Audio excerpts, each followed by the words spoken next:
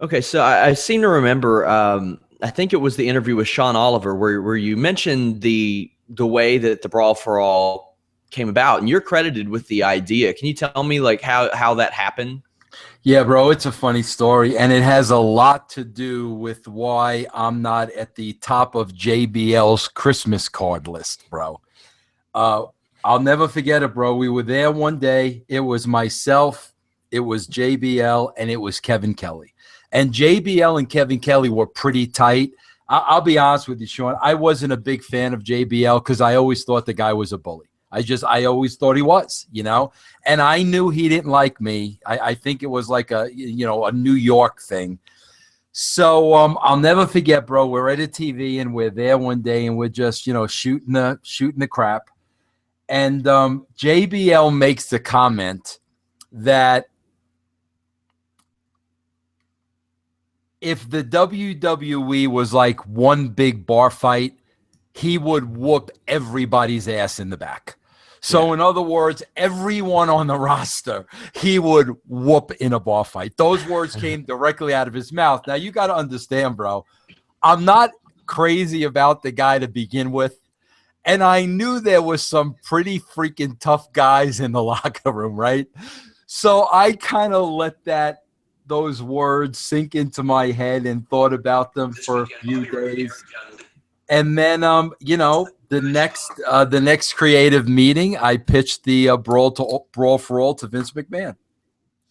So, was there any concern? Well, first off, like, what was the reception from Vince like? What did he think about it? Bro, he loved it. Vince loves that stuff, bro. I mean, bro, two guys fighting as a shoot, a real competitive nature. Bragging rights. I mean, Vince, I mean, that tapped into his masculinity. I mean, something fierce. I didn't have to sell him on it. I didn't have to talk him into it. It was just really a matter of, okay, how do we do this? And basically what it came down to, Sean, was dollars and cents. You pay the guys extra money. You give them a bonus to be in the Brawl for All. And the further and further they went along, the more money they got paid. So it was, it was bonus money for the guys. And that's how we enticed them to, put their name on the dotted line. Is there any truth that originally Ken Shamrock and Dan Severn were not going to be allowed in it?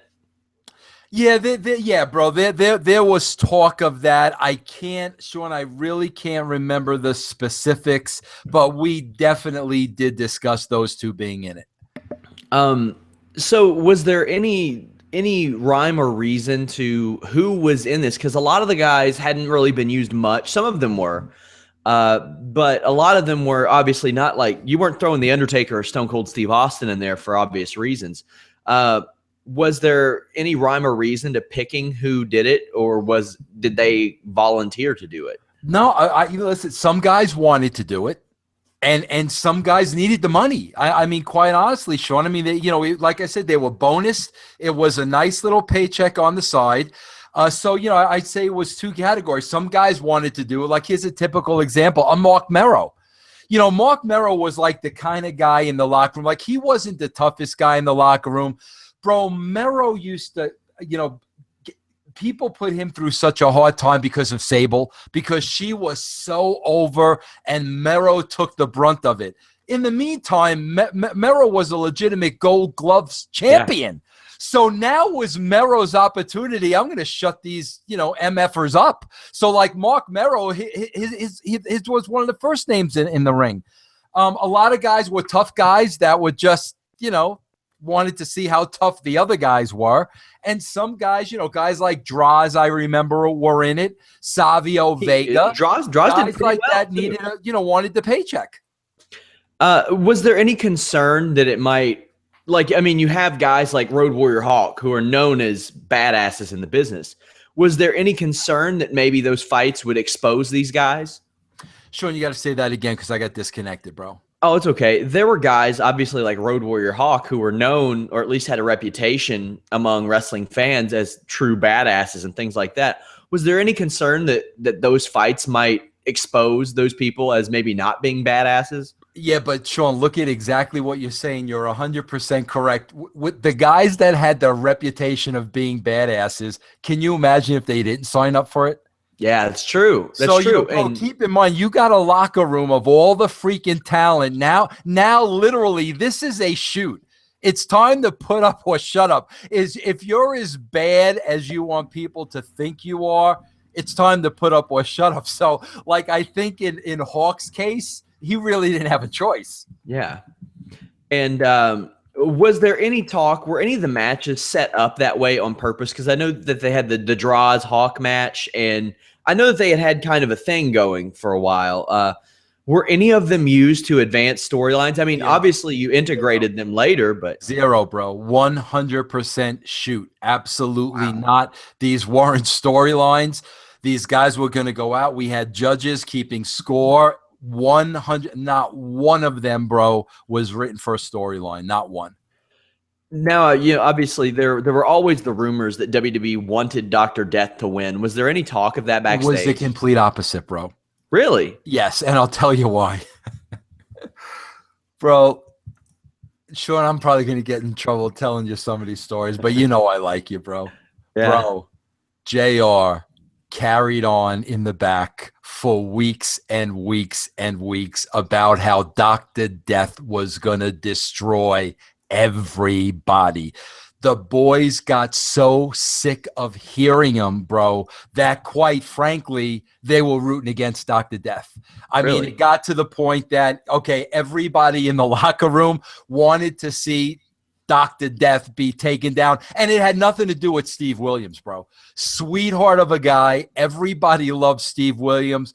But, bro, the way JR put over Dr. Death, like somebody wanted to see him, get his lights knocked out. And like I said, I just want to make it clear, nothing against Steve Williams. Everybody loved him, but JR was so over the top in what Dr. Death was going to do to people. Obviously, the fighting has come a long way since then, even at the UFC levels. And I went back and I watched all these fights. Some of them were looking pretty Kimbo Dada 5000-ish. Yeah.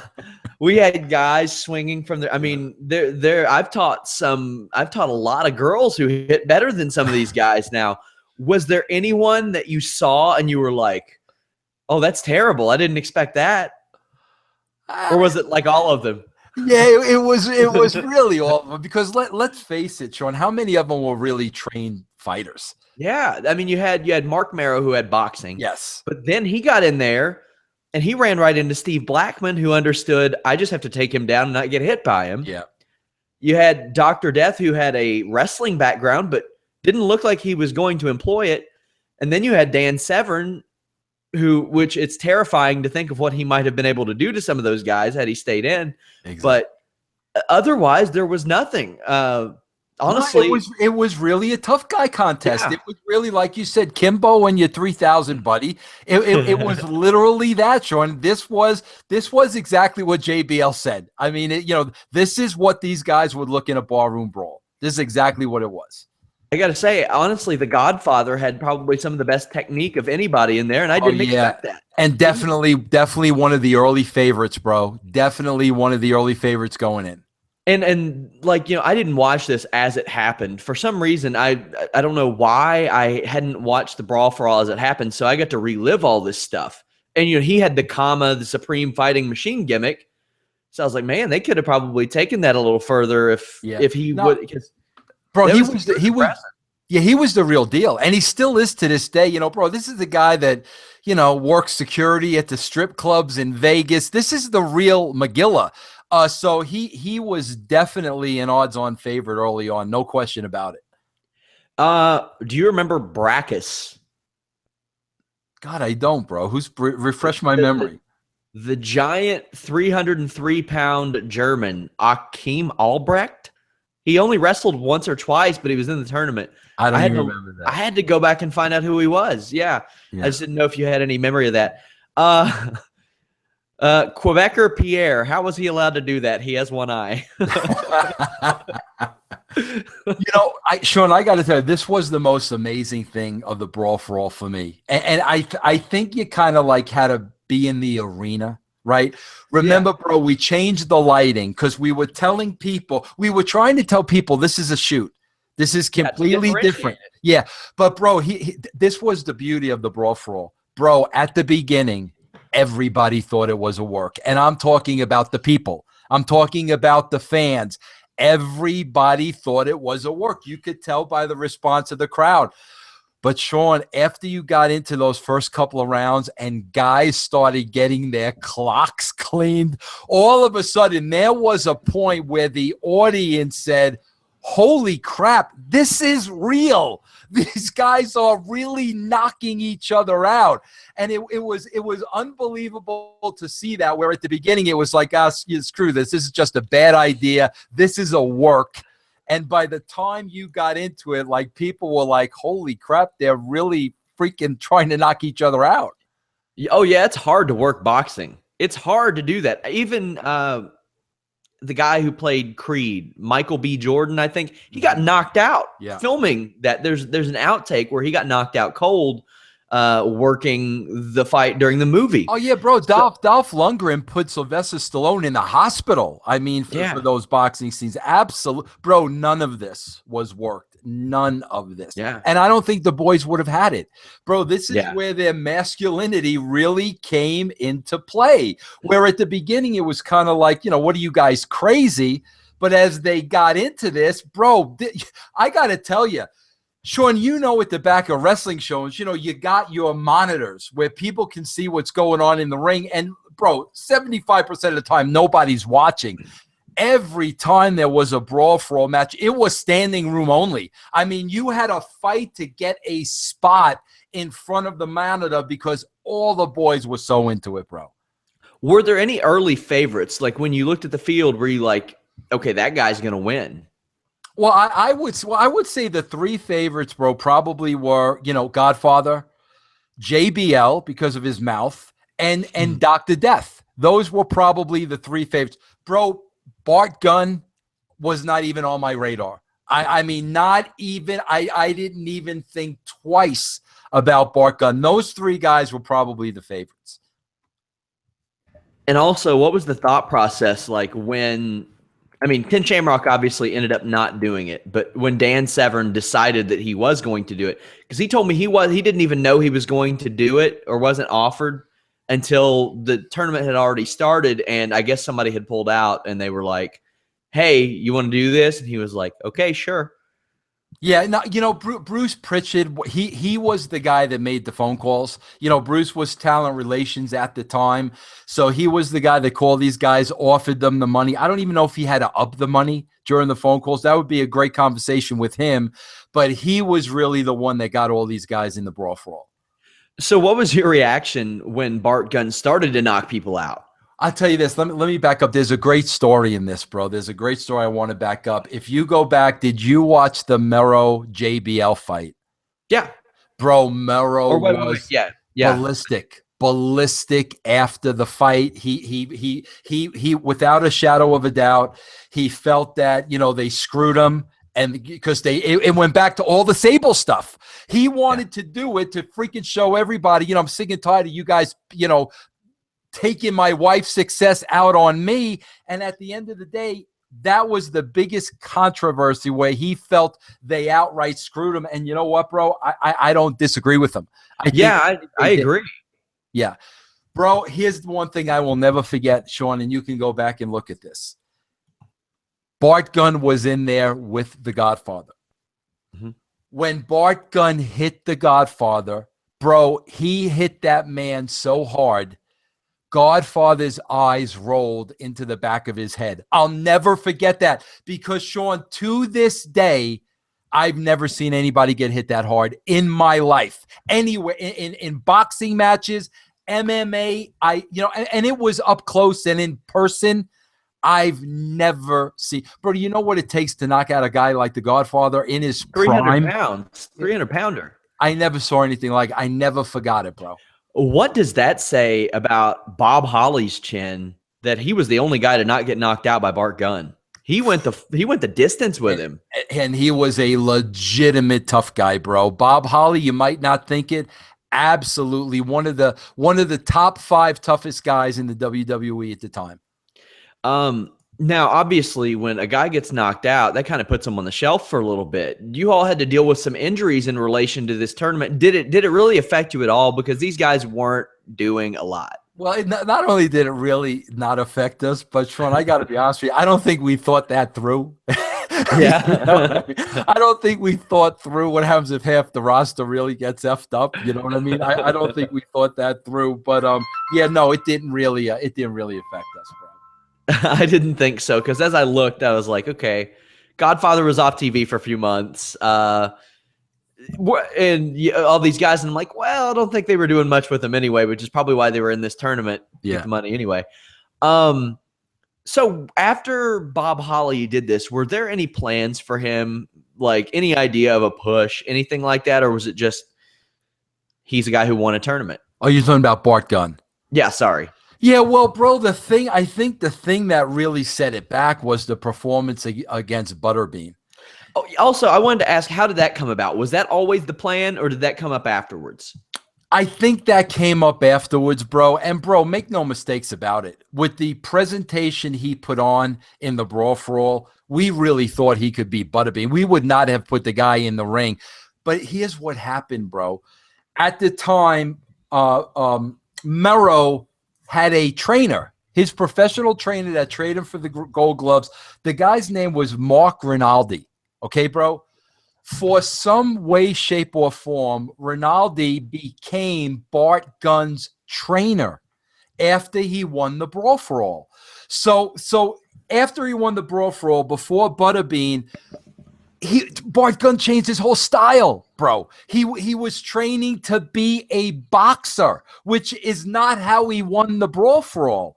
So he went in that match against Butterbean, bro. He tried to box Butterbean rather than just throw the kitchen sink at Butterbean. And, you know, Butterbean destroyed Bart Gunn. But, bro, to the life of me, to this day, I don't know why Bart felt he had to learn how to box in the last couple of weeks before he got in there against Butterbean. Yeah, we see that a lot with MMA guys. You'll see a guy who has never wrestled a day in his life face a wrestler, and he spends his whole camp wrestling, and it's still not enough to overcome that. Bart Gunn was never going to be a better boxer than Butterbean, I don't think. So he probably should have just relied on that left hand. Do you wish you could have booked Joey Styles against JBL? Because that could have been a knockout. I would have loved that, bro. Are you kidding me? I would have bought a front row seat for that one. So, bro, that's a lot. Like, so many people ask me, why doesn't JBL like you? This has like everything to do with it, bro. And he made it to the finals technically, but I thought Mero beat him. I really did. Yeah. I thought Mero beat him. And was there anybody that you would have wanted to see in this tournament that didn't do it? Oh, God, bro. I guess, bro, the only person, and maybe not because of just health reasons, but I know he's one tough SOB, and especially back then was Taker. You know, bro, Taker could handle himself, but, bro, people, even back then, bro, the back issues, you know, the guy had. I mean, he was always in a lot of pain. I'm glad he wasn't in it, but man, he was a guy that was the real deal, Taker. I think he really revolutionized striking in pro wrestling, the way that he brought the MMA style over, but made it work. I agree. Even the selling, because if you see him get beat down in a corner, he's not just doing this; he's doing this and covering up. I think he really revolutionized striking, and he's been a big MMA fan his whole life. Yeah. Looking back, would you do the Brawl For All over again? I mean, absolutely, I would. Absolutely. I mean, obviously, if I'm still talking about it, and it's 20 years later almost. You know, Sean, you know, bro, how difficult it is. I don't need to tell you this, to do things different in wrestling. I mean, we've seen the same angles regurgitated over and over and over again. That's why, bro, I was always a big proponent of, you know, let's think outside of the box. Let's do something different. So I 1000% would do it all over again. And last question I'll give you. I know you don't know a lot of their amateur backgrounds, but say they did one today, Brawl for All today. Well, And including okay, that's what I was going to say. Lesnar. Yeah. Because they'd have to pay him an obscene amount of money, like a ridiculous amount. Who do you think wins it? God, bro. Who do you think first? Give me a minute to think. I'd have to go. I'd probably say Jack Swagger or probably Del Rio, because Del Rio was an MMA fighter, but Jack Swagger has that background. Or if they allowed the NXT guys, Chad Gable, he was an Olympic wrestler, but he's smaller than those guys, so you never know. Bro, I'm going to give you a dark horse only because I know him well. Okay, bro, I don't think many people know the upbringing of AJ Styles. Oh, bro, gosh. AJ lived a very, very hard life growing up in Gainesville. You would not think that. Bro, this is a guy that literally had to fight for his life. AJ Styles is one of those guys, bro, that you would literally have to kill him to keep him down. And I'm telling you, bro, AJ would be a dark horse because I know, bro, he was still doing damage to people when he was working at TNA back home in Gainesville. And I know firsthand because he got in trouble a few times. Bro, AJ is a legit tough guy. Vince, thank you. I appreciate it. No problem. Thank you. Talked to a lot of people about this, but I was like, I gotta get Vince's take on things. I know you were big into it, and I had started working on this, and then I was watching that timeline, and you all talked about it, and I was like, oh, perfect. I got to get this. Yeah. But thanks, man. I really appreciate it. Oh, no problem, bro. No problem. Anytime, man. Thank you very much. Take care. I'll talk to you later.